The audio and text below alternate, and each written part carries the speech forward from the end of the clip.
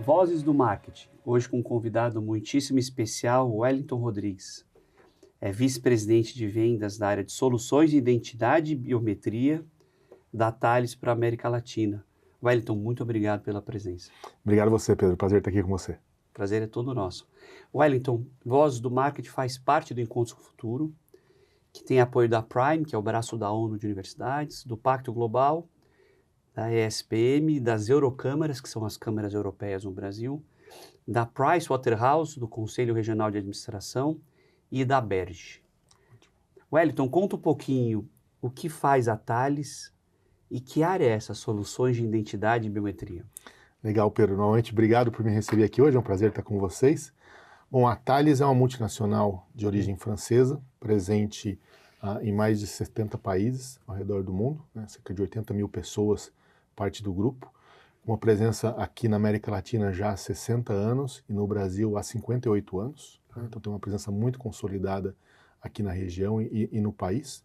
A empresa atua basicamente em 3 grandes mercados, né? O mercado aeroespacial e de espaço, o mercado de defesa e segurança e o mercado de cibersegurança e identidade digital. São essas 3 grandes vertentes que a empresa atua. Então o que a gente costuma brincar é que as pessoas talvez não conheçam a Thales, mas no dia a dia quase todas as pessoas utilizam as nossas soluções, seja para fazer um pagamento bancário, seja quando você toma um avião e o radar que está controlando o fluxo do avião nos aeroportos, no espaço aéreo brasileiro, são nossos, fabricados pela gente aqui no Brasil, seja nos diversos momentos onde você vai tirar uma identidade aqui no Poupa Tempo, tá? A nossa base biométrica está ali presente. Então a Thales está presente no dia a dia das pessoas, muitas vezes sem que elas saibam, né? A área de identidade e biometria, né, é uma área que tem uma relação direta com a cidadania. Né? Então o que a gente visa? Né? Que soluções que a gente entrega para os cidadãos, né? Soluções de identidade, passaportes, bases de dados biométricas, que é o que garante a unicidade da identidade de uma pessoa, que você possa garantir que você é você mesmo em todos os momentos da sua jornada como cidadão ao longo da sua vida, né? Quando você está num aeroporto, né, vai cruzar uma fronteira, a gente vê hoje esses gates para poder fazer a verificação facial das pessoas, comparando com os dados de passaporte e autorizando o fluxo migratório de maneira segura. Então a gente está presente nisso também. Então essa é a área com a qual eu trabalho mais hoje dentro da Thales, né? Assumi essa área em maio desse ano, né? Responsabilidade aqui pela região, e estamos desenvolvendo nos vários países aqui esses nossos negócios, que é algo bastante interessante. Wellington, a empresa é 100% tecnologia, pelo que você conta. E nessa revolução tecnológica, a velocidade dos gates, né, dos acessos tem aumentado. Você comentou, por exemplo, nos aeroportos, ou mesmo descendo para o dia a dia das pessoas, quando elas entram na universidade, entram na casa, nos prédios, né, nos clubes, está tudo muito rápido. Como é que a gente traz segurança nessa velocidade com a potencial intervenção tecnológica que algum agente possa ter, né? Acho que esse é um ponto fundamental, Pedro, porque qual que é o pilar da transformação digital? A gente pode pensar em tecnologia, em códigos e várias formas assim, mas o pilar da transformação digital é confiança. Sim. Esse é o pilar. Importante. Se você não tiver confiança, as pessoas não vão confiar na identidade, não vão confiar ao abrir uma conta bancária, a deixar suas informações no banco, não vão confiar ao fazer uma inscrição em determinado site, a fazer uma compra no comércio eletrônico. Então, confiança é fundamental. No mundo digital, confiança se faz com cibersegurança. Né? Então, a gente às vezes pensa que o mundo digital é diferente do nosso mundo físico, quando na realidade há muita similaridade. Né? Então, quando você está na sua casa, você vai tomar algumas medidas ali. Quando você vai dormir com a sua família, você vai trancar a porta. Né? Você não vai deixar a porta aberta. Mesmo que você more numa vizinhança segura, você vai trancar a porta. Mesma coisa quando a gente está na nossa atividade do dia a dia no mundo digital, a gente tem que ter mecanismos de segurança e de cibersegurança que são necessários para garantir com que essa jornada se faça sempre com confiança. Sim. Né? E isso é em todos os momentos, né, dessa jornada, seja no momento que você faz ali o que a gente chama de onboarding, né, nas aplicações, quando você está utilizando as aplicações, seus dados estão em trânsito, ou até no momento que seus dados estão em repouso. Né? Então, na Thales, né, a gente tem muito essa preocupação com segurança, né? As nossas soluções são todas nativas ciberseguras, né, tanto na área aeroespacial, quanto na área de defesa, quanto na área de cibersegurança e identidade digital. Ô Wellington, como é que você chegou na Thales? É uma jornada bastante interessante, viu? Porque eu vou te contar um pouquinho da minha jornada, né? Eu sou engenheiro de formação, né? Então Em que área que você se formou? sou engenheiro mecânico. Tá bom. Né? Me formei em engenharia mecânica, isso lá no começo dos anos 2000, né? Então já entrega um pouco a idade, né? Mas sempre tive muito interesse pela área comercial, né? Então aí no começo dos anos 2000 eu fui fazer uma pós-graduação, né, em marketing, né, naquele momento, que me encantou, né, todo esse cenário, conhecendo ali o beabá do Kotler, entendendo ali os 4Ps, e aí começando a minha caminhada, né? E nesse momento eu trabalhava na Embraer, né, no setor aeronáutico aqui no Brasil, né? Que foi uma escola para mim fantástica de entender esse setor de tecnologia. Tá. Né? Permaneci na Embraer por 15 anos, depois morei nos Estados Unidos 3 anos, trabalhando numa empresa francesa nos Estados Unidos chamada Zodiac Aerospace, né, que lida todo com a parte de cabine de aeronaves. Fiquei 3, 4 anos nos Estados Unidos, retornei ao Brasil e trabalhando com uma empresa americana, como responsável pelo desenvolvimento dos negócios aqui, quando a Thales apareceu na minha vida. Né? Fui chamado para conversar com a Thales, né? A Thales vinha passando por um momento onde a empresa havia anunciado a aquisição de uma empresa na área de cibersegurança e identidade digital, que era a Gemalto, à época. Nacional? Não, estrangeira, francesa. E eu vim justamente para ajudar aqui a nossa área na América Latina a fazer a integração dessa nova empresa que chegava aqui no nosso portfólio. Em que ano isso? Isso foi no ano de 2018. Tá né? bom. Comecei em dezembro de 2018 na Thales, né? E só para te dar um panorama, né? Essa aquisição que foi global, né? da Gemal, que trouxe essa unidade de negócio com a qual eu trabalho hoje, que é de cibersegurança e identidade digital para o portfólio do grupo, né? E na América Latina nós éramos 650 pessoas na Thales no momento e passamos do dia à noite a sermos 2.700 pessoas. Nossa. Tá? Você imagina aí o escopo da integração. Então eu iniciei na Thales como diretor de estratégia e marketing para a América Latina, né? Então a ideia era como integrar um portfólio totalmente novo com os nossos portfólios vigentes naquele momento, criar sinergias a partir disso e levar uma mensagem única para os nossos clientes. Né? Então você imagina, naquele momento os nossos clientes eram as Forças Armadas dos vários países na área de defesa, as linhas aéreas na área de aeronáutica, né, as empresas fabricantes de aeronaves, e a gente chega com um portfólio totalmente novo de cibersegurança, de identidade digital, pagamentos bancários. Então entra uma nova linha de negócio na empresa. Né? Como comunicar para o mercado que isso tudo faz parte de uma estratégia única, né, da Thales, que estava centralizada no nosso propósito, que era construir um futuro construir um futuro em que todos possamos confiar. Então essa foi a minha grande missão na Thales nos primeiros 3 anos que eu tive na empresa. Né? Depois, passando dentro da empresa, eu mudei para assumir a responsabilidade pela atividade da Thales no Cone Sul, Chile, Argentina, Uruguai e Paraguai, né, Chile, Argentina, Uruguai e Paraguai, todo o portfólio da empresa, né, fiquei 2, 3 anos no Chile e depois retornei ao Brasil, onde assumi a função que eu tenho hoje. Né? Então é um pouco o resumo disso. Deixa eu te perguntar um ponto.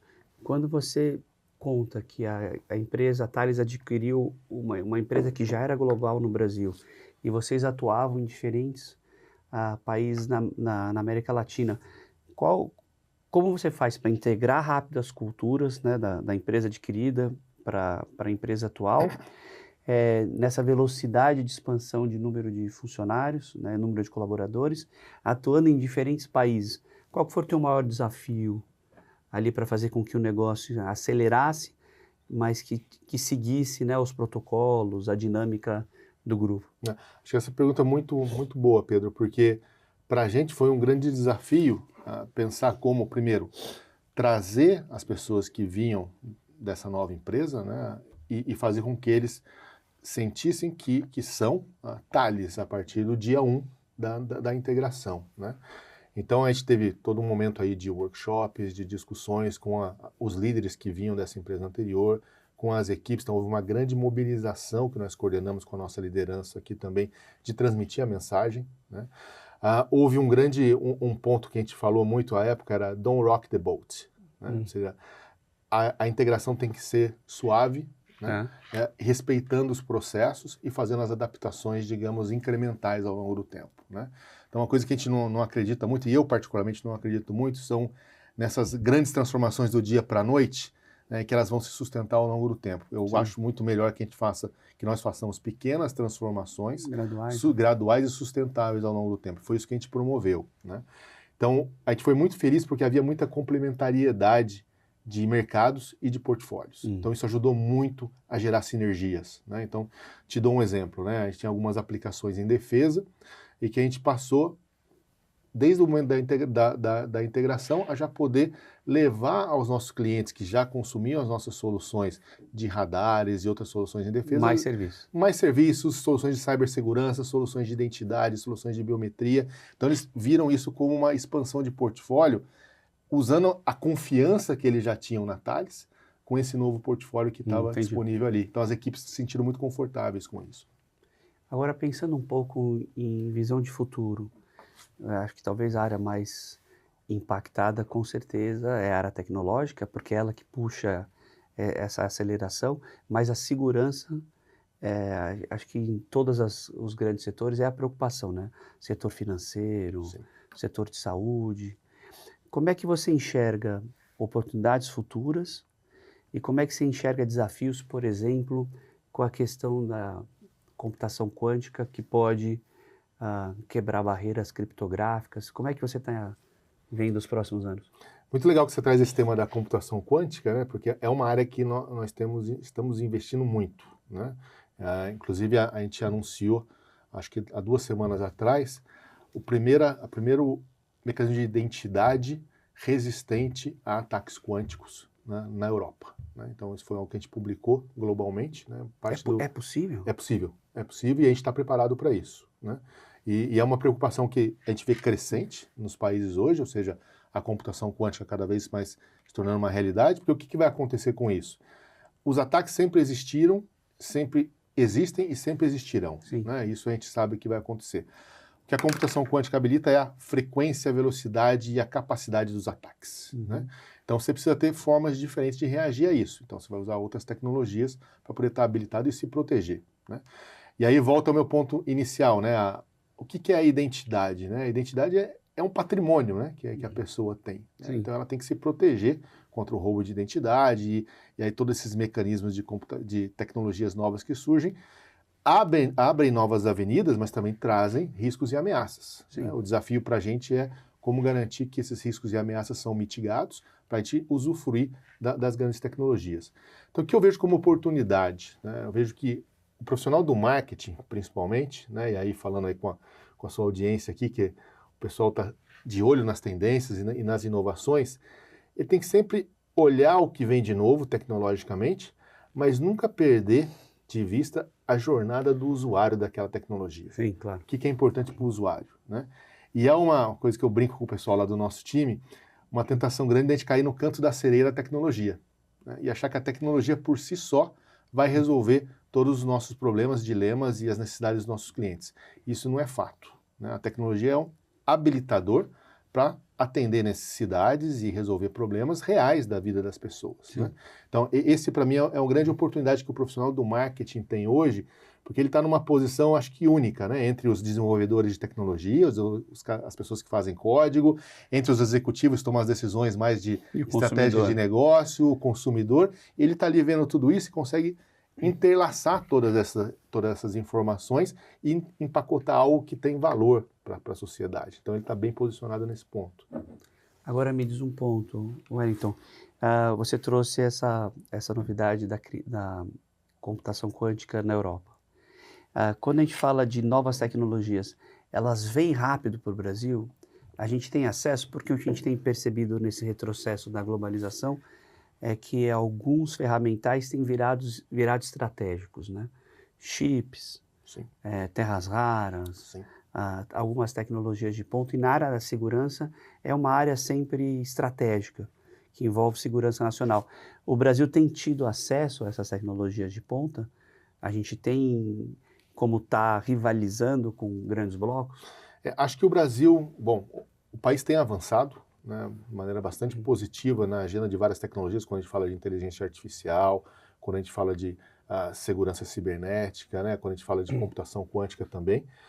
Carece, sem dúvida, de mais investimentos, mais atenção aí quando a gente fala da pesquisa básica, né? Esse é um ponto importante, né, porque a gente fala muito de cooperação indústria-universidade, né, e é algo que na Thales a gente tenta fazer isso bastante com as universidades, não só aqui no Brasil, mas na América Latina e no mundo todo, né? Quando, digamos, os governos, os países investem mais em pesquisa básica, isso ajuda muito a que a indústria possa ter uma relação mais, digamos, profícua e mais produtiva com a universidade, né? Que supre um gap que a indústria muitas vezes pode ter. Em termos de acesso, né, eu diria assim, há uma série de convênios e colaborações internacionais das quais o Brasil faz parte, que nos dá acesso a informações, a tecnologias, mas a gente tem que entender também que, como você falou, há um elemento de soberania nessas tecnologias de ponta, né? Quando a gente fala de inteligência artificial, por exemplo, há um elemento de soberania, tanto nos Estados Unidos, quanto na China, quanto na Europa, e que os países têm que olhar também para dentro e desenvolver os seus próprios padrões para que eles possam se posicionar nesse cenário todo global. O que nos favorece muito aqui no Brasil, e isso a gente na Thales, a gente faz até várias soluções nossas, a gente lança inicialmente no Brasil, traz para as pessoas aqui para ver qual a reação, porque o Brasil tem uma característica muito de adoção, digamos, um early adopter. Early adopter em tudo. A gente tem isso, né, nas nossas pessoas, e acho que isso é uma vantagem nossa aqui no Brasil, de conseguir adotar, né, quando a gente fala de mídias sociais, tecnologias.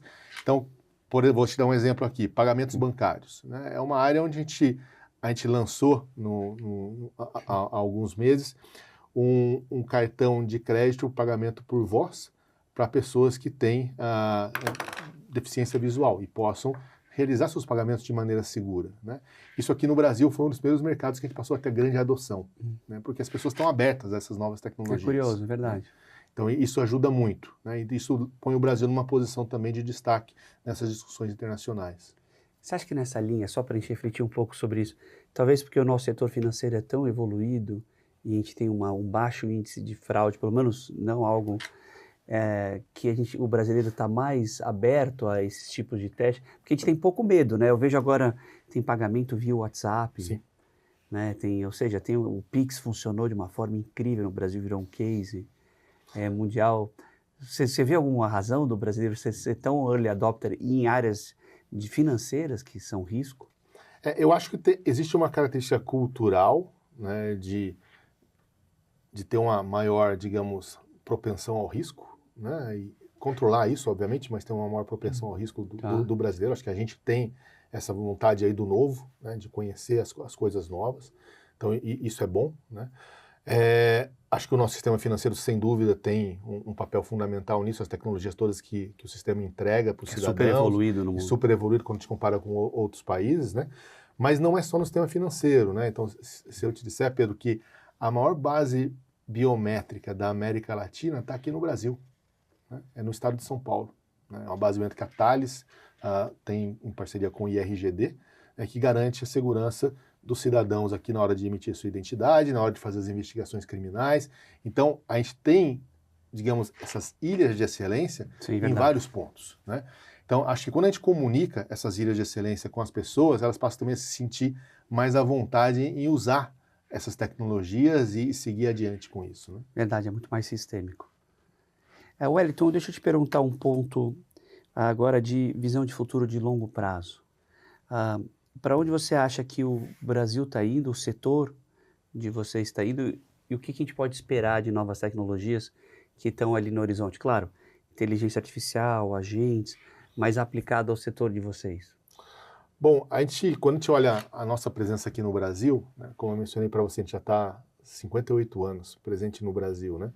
E esse ano a Thales está passando por uma expansão bastante importante das nossas atividades aqui no país, né? Então, para você ter uma ideia, a nossa unidade de radares, né? Então a gente faz radares de controle de tráfego aéreo aqui no Brasil. Então, quase 100% do espaço aéreo brasileiro é controlado com radares da Thales. Puxa, né? Vocês têm isso de market share? A gente tem 130 radares no Brasil hoje operando e garantindo a segurança dos voos dos cidadãos aqui no país, né? Então, isso é muito importante para a gente e isso, bom, a nossa base industrial nos ajuda nisso, os nossos engenheiros nos ajudam nisso, e a gente conseguiu trazer investimentos de fora, né, vindo do grupo da França, aqui para o Brasil para aumentar essa capacidade e passar a exportar cada vez mais aqui do Brasil para outros países, né? Você diz produzir aqui? Produzir aqui e exportar para outros países. Exportar para países da América Latina? Ou... Não somente, dou um detalhe, em termos de radar de controle de tráfego aéreo, o nosso nível de excelência é tão grande que a gente exporta para a China a partir do Brasil. Nossa, isso é novo. A gente exporta para a China a partir do Brasil. Mas a gente só exporta o produto, a gente não faz lançamento em Alcântara, não, a gente só Não, eu estou produz. falando dos radares de controle de tráfego aéreo, né? São os produtos. Só os né? produtos, Então, tá. Isso, exatamente. Agora, te dou um detalhe sobre sustentabilidade também, algo feito aqui no Brasil também, junto com as nossas equipes na França, mas não sei se você tomou conhecimento, em abril do ano passado, nós inauguramos no deserto de Calama, no Chile, a primeira estação radar de controle de tráfego aéreo 100% alimentada por energia solar do mundo. Não São acompanhei. 340 painéis de energia solar. Então, essa estação está no deserto de Calama, né, que era uma região onde não havia controle de tráfego aéreo adequado para a segurança dos voos e a questão de segurança também do espaço aéreo chileno. Então, mas é uma região totalmente inóspita, sem muito contato com a civilização. Sim. Então, a solução encontrada foi fazer ali uma Autônoma. alimentação autônoma, né? Então, as equipes... Genial. Aí entra a nossa engenharia brasileira nisso, em parceria com a engenharia francesa também, com as nossas equipes lá no Chile, desenvolvendo essa solução e entregando isso para a sociedade, e algo extremamente inovador, né? Por que eu estou te dizendo isso? Porque quando você fala de visão de futuro para Thales dentro do Brasil, acho que a gente tem uma vocação aqui no Brasil muito forte para sustentabilidade. Né? E o que a gente vê, além do que a gente está falando sempre, inteligência artificial, cibersegurança, o que é mais high-tech, a gente vê que essa tendência da gente cada vez mais estabelecer soluções sustentáveis ao longo do tempo, que respeitam, que reduzem a pegada de carbono, que tem capacidade de respeito ao meio ambiente, gerar um ambiente inclusivo, fazem cada vez mais diferença, né? E a gente está se posicionando muito bem para aproveitar essa demanda da sociedade e essa vocação que o Brasil tem também, né? Então, quando a gente fala de exportar para a China, exportar para outros países, é porque aqui a gente tem energia limpa, a gente tem energia Sim. em condição de levar esses produtos a outros países, e isso começa a fazer diferença para a gente Sim. na nossa competitividade. Então, são um pouco das tendências que a gente está vendo. Isso seria até um bom motivo para a gente atrair esses data centers, né? Exatamente. São tão intensivos em energia, Exatamente. né? A gente aproveitar a energia do Nordeste. Wellington, me diz um ponto.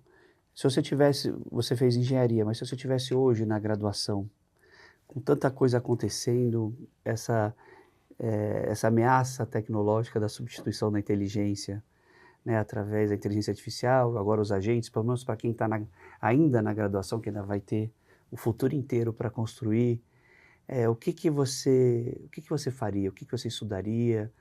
O que você estaria atento?